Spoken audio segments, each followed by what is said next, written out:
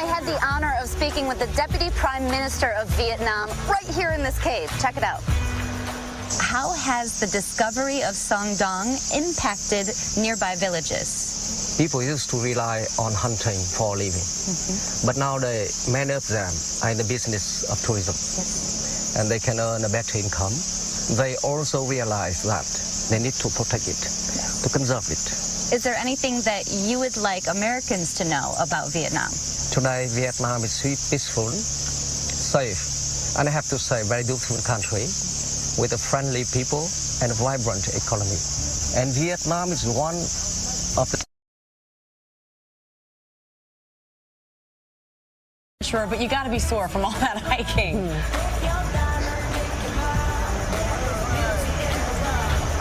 I couldn't have known what I was getting into here, but I'm so grateful that I had an awesome team around me, the ABC team that got us out of here. I don't even understand how the engineering works, but they do, and that's what counts.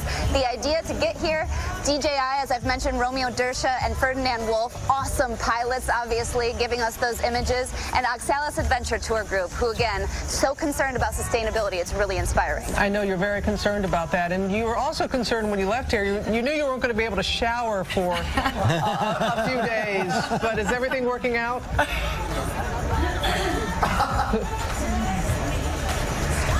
I'm okay right now, but it is not good. I'm going to need to get home soon. We've got a couple of ponds, one that's cold, one that's lukewarm, and we can wash ourselves in there. It's been rough. But so worth it. Ginger, I understand that there are fossils down there over 400 million years old. What else can you tell us has been discovered down there? You know, they bring scientists down here, only a few so far, and they said as they bring them down, they find something new every time an expert gets in here. So already 7 new species of different animals, and they know there are new plants to be found, and so much more, including those fossils. It's really exciting science-wise. Yeah, and speaking of how they find these things, we said yesterday, there's no map of the trek. So how do scientists know where to go? Well, that's the thing. We've got 2 English explorers that were the first explorers. They're the ones that we went with, and they're the only ones that really have the right idea to go through this thing. And that's just one path. Remember, there are little caverns that go off of the main cave. The largest cave in the world, you guys, this could take another couple of decades before we fully understand what's in there. And can you tell us a bit more of the crew that's with you? I know you were telling us a bit earlier, but there are people, I want to call them locals, but there's nothing local around there, but the people that you have helping you out. Yeah, this is the best part. So, you know, even the guy behind the camera, Chris, he has had to do the trek too, so he couldn't carry and lug his huge 30-pound camera around, so he's had help from local villagers that have now turned to the sustainable tourism to make money. It's really, really inspiring because, and the Vietnam government loves it because they say, you know, this is great for all these people who are just trying to live off the land.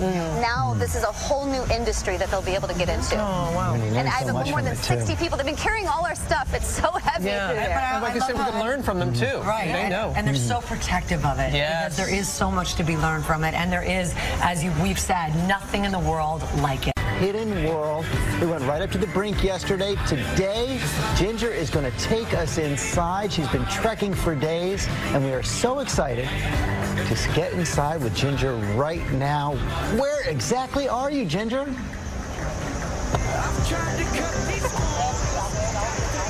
George, I am way down here. From the perspective you can see me, about 400 feet below the top of one of the world's largest caverns. It is inside a mountain, inside a jungle in central Vietnam. And this, I have to be honest with you, has been one of, or the, I would say, most difficult, dangerous, and grittiest assignments I have ever been a part of. Let me explain a little of what's happening. It may look like a white sand beach where we're standing. We've been staying in these tents. We've been cooking over fires.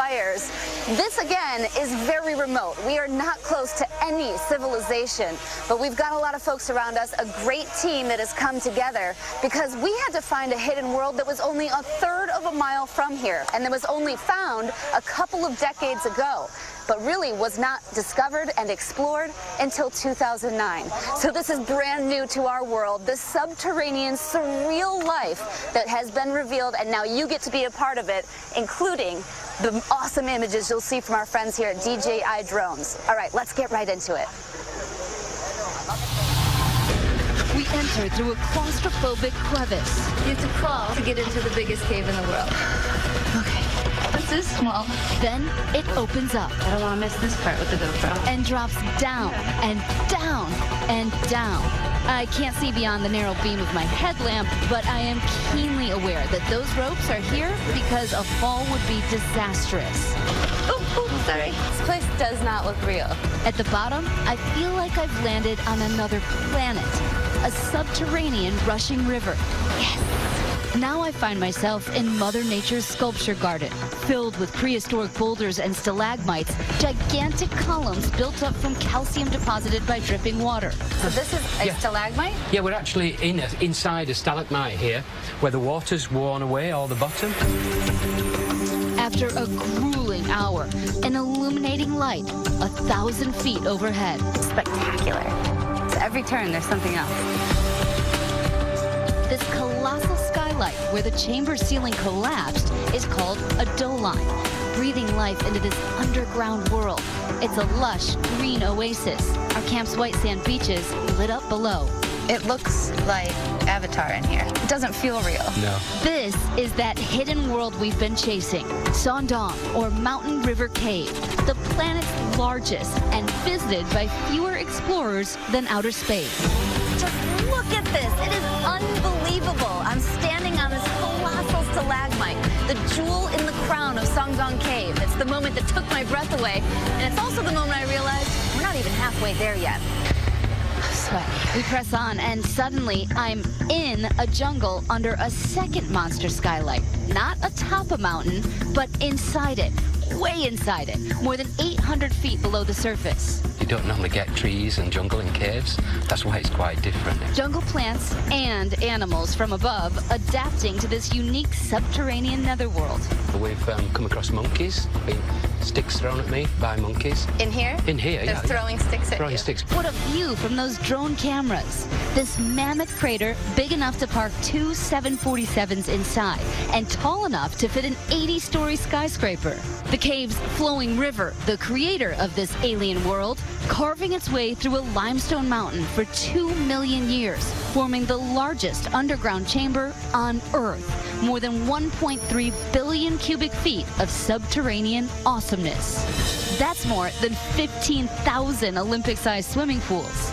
Appropriate since 5 months out of the year, this underground marvel is underwater. The river goes 80 meters tall at least, and it'll be like 100 meters wide and flowing very, very fast. There's no way you can get anywhere near this area. Danger is everywhere here.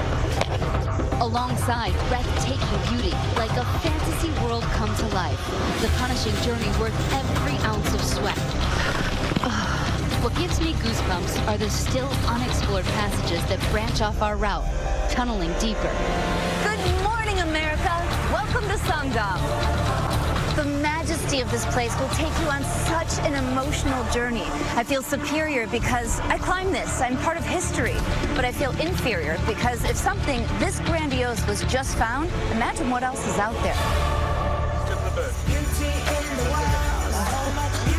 This adventure is only for the elite, and their emphasis is on conservation and on sustainability. Oh, look at Ginger this morning. There she is in our hidden world, getting ready for our live event. That is underground, thousands of miles away. She had to trek for days deep into the jungle mountains to get there.